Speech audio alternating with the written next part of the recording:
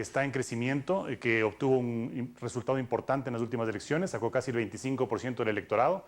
Eso, más allá de ayudarnos a consolidar la organización, nos compromete, nos genera una responsabilidad con ese electorado. Tenemos que nosotros a seguir articulando una propuesta no solamente de país, sino de ciudades. Y en este caso, pues la propuesta para la ciudad de Quito es fundamental en el proceso político que nosotros impulsamos. Como militante, pues yo he aceptado gustoso este reto, este desafío, y estoy pues listo para dar lo mejor de mí a la ciudad, junto con el equipo de hombres y mujeres que estamos conformando. Ya es oficial de parte del movimiento, creo que tú eres el precandidato y que vas a ser el candidato para las elecciones del 2014, ¿o van a haber primarias al interior del movimiento?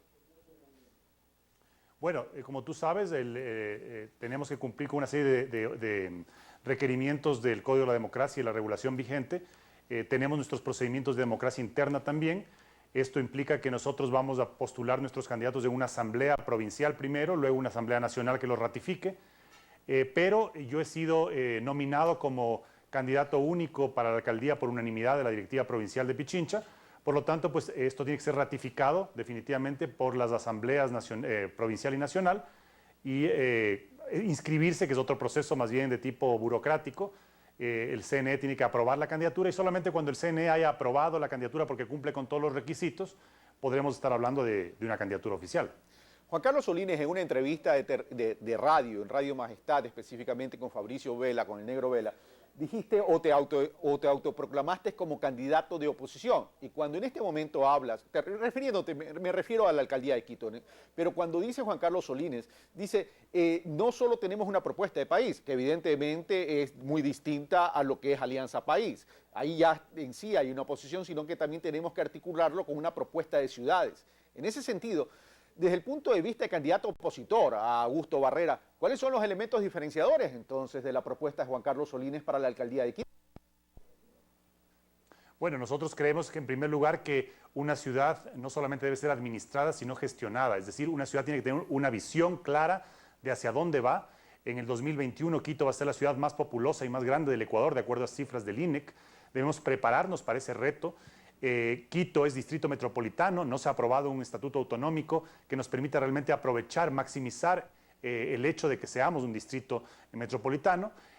Nosotros tenemos una visión que esencialmente gira en torno a explotar las condiciones del ciudadano, del ser humano, contrariamente a lo que vemos hoy en día, que es más bien una administración que centraliza las actividades y las decisiones, que no genera una participación ciudadana real en las decisiones de un gobierno, permanentemente escuchando a la gente y siguiendo pues, o cogobernando con la gente y el sector privado.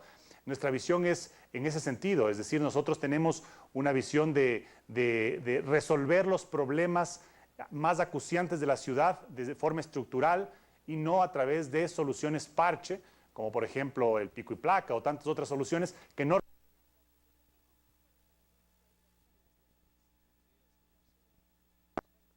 Esas soluciones, esa búsqueda de soluciones como una labor tripartita en donde el sector privado y la comunidad organizada, la sociedad civil, intervienen activamente con este gobierno de cercanía que es del municipio. De ahí parte un fundamento ideológico distinto al modelo que nos gobierna actualmente. Ok, vamos por parte, de acuerdo a los puntos que acabas de mencionar, Juan Carlos. Dice, Quito no es una ciudad que tan solo debe ser administrada, sino gestionada. Y hablas de una visión de ciudad y pusiste un horizonte de 20 años, en el sentido es, en 20 años Quito podría ser la ciudad más populosa, por tanto va a tener inconvenientes estructurales porque podría ser esa ciudad más populosa. Entonces hay que comenzar a trabajar desde allá. Eso me lleva a la siguiente pregunta. Quito, la topografía de Quito es una topografía bastante complicada, bastante particular, es una franja prácticamente, y Quito ha tenido la característica de crecer verticalmente, lo cual ha concentrado población y lo cual significa problemas de movilidad, problemas de contaminación, ¿correcto? Y problemas a lo mejor incluso de servicios básicos. En ese sentido, a mayor población en el mismo espacio de kilómetros cuadrados de Quito, va a haber tarde o temprano problemas de servicios básicos. En ese sentido, comencemos por el tema de movilidad. El Metro de Quito se lo ha planteado como una solución. ¿Es la solución estructural? Algunas puntualizaciones, Carlos. Yo no dije que en 20 años va a ser la ciudad más populosa, sino que dije para el 2021. Esto es en apenas 8 años. de acuerdo a las cifras del INEC y al ritmo de crecimiento de la población.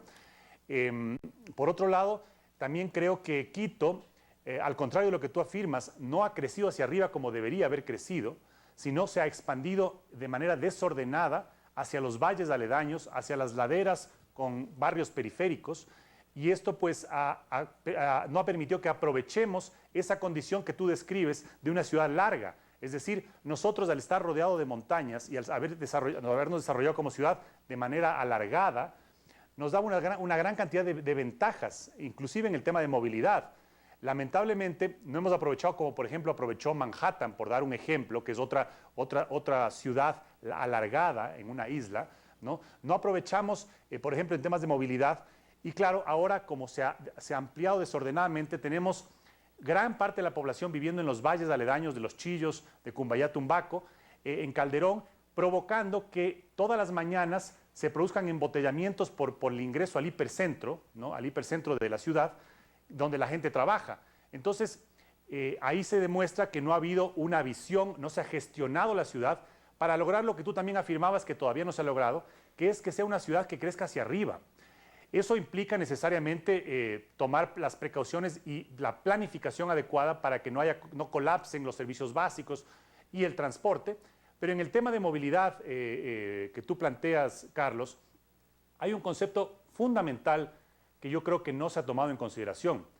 El tráfico y los problemas de movilidad no surgen por una mala calidad de transporte público solamente, no surgen solamente por la gran cantidad de parque automotor que no va a dejar de crecer porque es una tendencia global, el parque automotor siempre crece, sino por el número de viajes diarios que se producen en una ciudad y la distancia de esos viajes. Entonces en Quito se producen alrededor de 5 millones de viajes diarios. Lo que hay que tratar es de evitar que la gente se movilice y si es que se moviliza, no se movilice tantas distancias.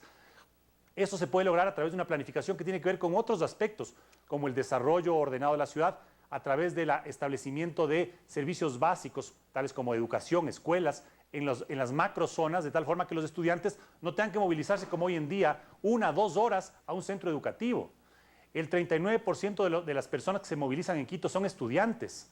Entonces tú tienes que tratar de evitar esa gran cantidad de viajes que se producen en la ciudad, planificando adecuadamente. Pero lamentablemente en esta gestión no se han resuelto los problemas estructurales, no se ha renovado ni se han dado soluciones estructurales del transporte público. El metro que tú planteas,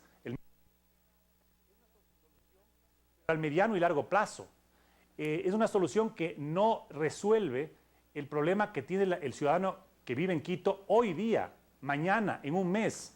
Y esas soluciones sí podían haberse adoptado.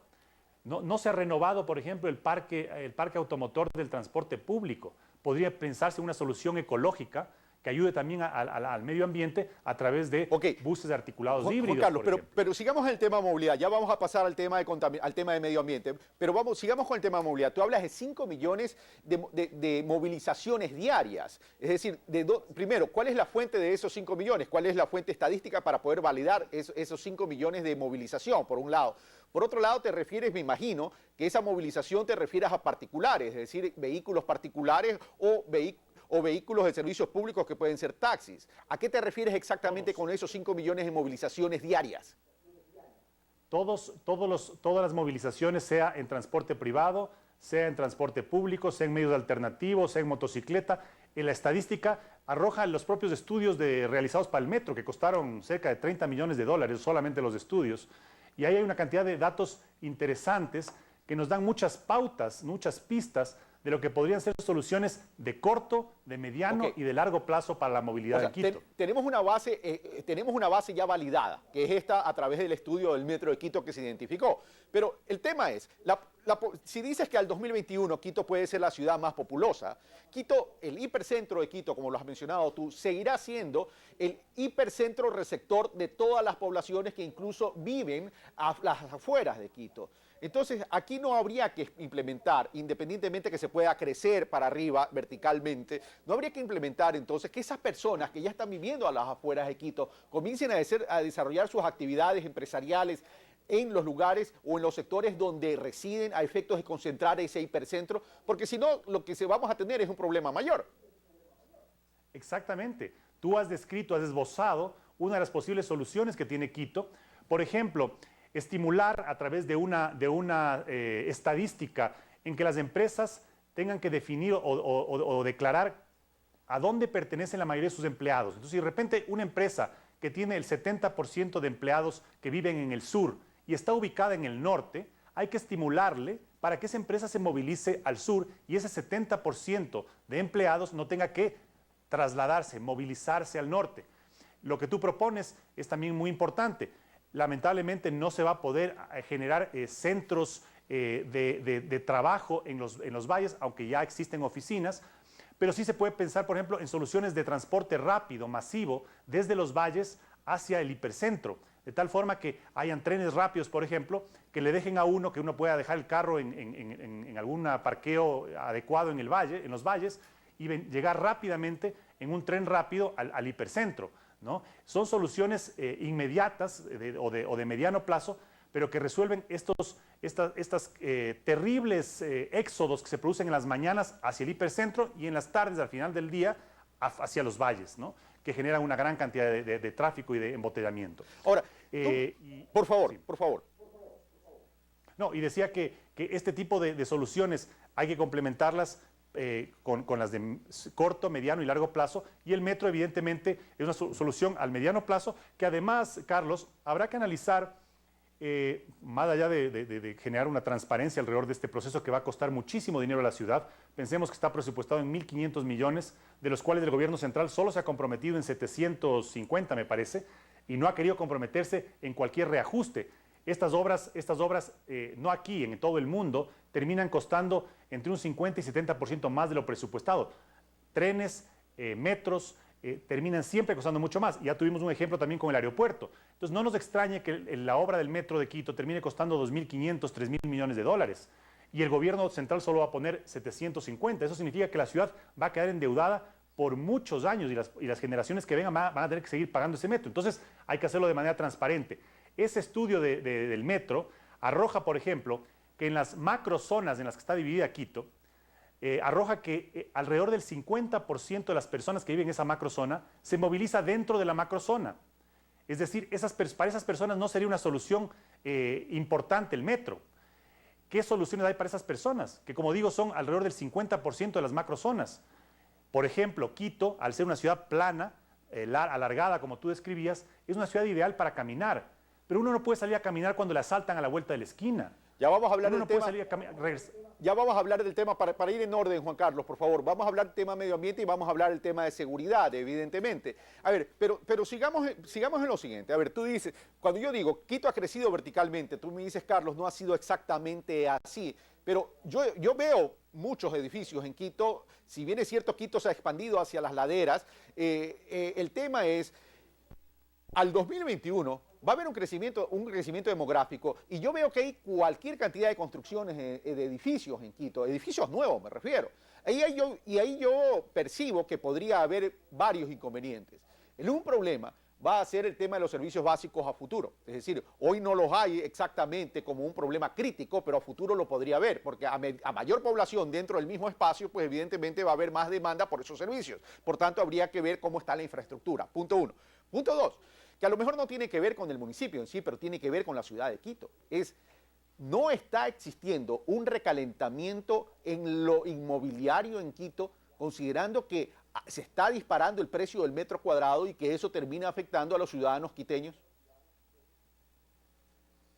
A ver, yo creo que tu percepción del crecimiento hacia arriba de Quito es porque seguramente tú observas en el centro, en el casco financiero, en las zonas del norte, pero si tú vas hacia el sur, por ejemplo, de Quito, vas a ver que hay una expansión esencialmente de unidades de vivienda unifamiliares. Y justamente porque son solamente casas en donde la gente tiene expectativa de construir un segundo o tercer piso en algún momento, entonces tiene que expandirse en el territorio. Queda claro. Por ejemplo, tenemos un gran problema de zonas que están habitadas de manera irregular, invasiones, que va a tener que también atender el municipio y resolver ese problema, porque es un motor de la economía el que el ciudadano pueda tener una tierra que le pertenezca y pueda edificar legal y formalmente en ella. Pero eso es otro tema. Entonces decía, cuando ya vemos el Gran Quito, vemos que no ha habido una planificación y que más bien no ha habido un estímulo para que Quito crezca hacia arriba. Por ejemplo, en las zonas, de los barrios del sur, ¿no? Estimular a que en lugar de que hayan viviendas unifamiliares, sean pequeños edificios, no digo grandes rascacielos, pero que sean edificios de 3, 4 pisos. Multifamiliares, ¿no? dices Donde tú. puedan vivir más gente. Ok. El problema que tú describes también, sí, Carlos. No, por favor, no, te estaba acotando en el sentido de que habría que armar, de acuerdo a tu criterio, habría que armar proyectos multifamiliares. Ok, vamos al segundo tema. Así es. El segundo tema es el que tú decías de servicios básicos y el posible colapso por el crecimiento. Ahí sí, evidentemente, hay una falta de planificación.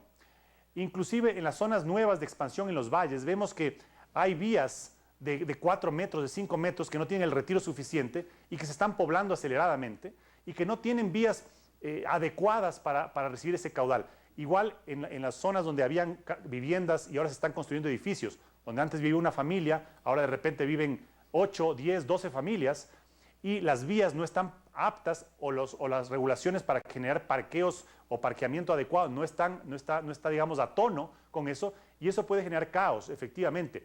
Pero es parte de la planificación que debemos rescatar. Yo pongo y digo que curiosa, paradójicamente, el actual alcalde Barrera venía de una vertiente porque fue el secretario de Planificación en el gobierno de Lucio Gutiérrez, con Pachacutic, y luego de una vertiente de participación ciudadana en el municipio en la gestión de Paco Moncayo. Y son dos talones de Aquiles de esta administración, la planificación y la participación ciudadana. Entonces, claro, tener una gestión de ciudad y decir queremos un Quito que comience a crecer, estimular que crezca hacia arriba, que ubique sus empresas donde tenga la mayoría de sus empleados, que tenga centros educativos en el sur, porque ahora todas las universidades están concentradas en el norte. Quito es la ciudad de mayor concentración de universidades y escuelas politécnicas, pero están todas al norte. Apenas hay una extensión de una universidad, la Salesiana, en el sur. Entonces, ¿por qué no construir un gran complejo, un gran campus y estimular a que las universidades ya existentes pongan facultades o pongan extensiones ahí y que los estudiantes del sur no tengan que movilizarse y reducimos el número de viajes? Por efectos de tiempo, Juan Carlos, vamos al tercer tema, que era mi inquietud, el recalentamiento de los proyectos inmobiliarios. Bueno, yo creo que el desarrollo inmobiliario es un elemento positivo para la ciudad. Recientemente la Universidad del Rosario en Argentina sacó un ranking de ciudades atractivas para la inversión en Latinoamérica, solamente ciudades de Latinoamérica. Y de 48 ciudades que están en el ranking, Quito ocupa el puesto 30, con calificación neutra, es decir, Quito no atrae inversiones extranjeras y muchas veces ni siquiera locales, mientras que las capitales de los países vecinos, es decir, Bogotá y Lima está en el puesto 4 y Bogotá está en el puesto 5. Las capitales vecinas, Quito está en el puesto 30. Pero eso implica... Sin embargo, de aquello, Juan Carlos, sin embargo, de aquello, el precio por metro cuadrado en Quito se ha disparado. Y se ha disparado por encima de la media.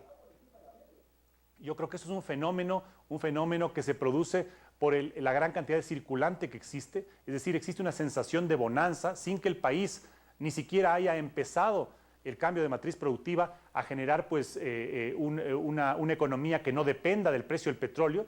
En este momento pues, hemos tenido una época de bonanza en donde se ha inyectado gran cantidad de recursos al país y el gobierno ha inyectado gran cantidad de recursos a través de una obra pública desmedida, desproporcionada, ha inyectado gran cantidad de recursos al mercado y esto tú sabes opera con la ley de la oferta y la demanda. Entonces, si hay gente que está dispuesta a pagar 1.500, 1.800, 2.000 dólares por metro cuadrado, el mercado va a seguir funcionando así.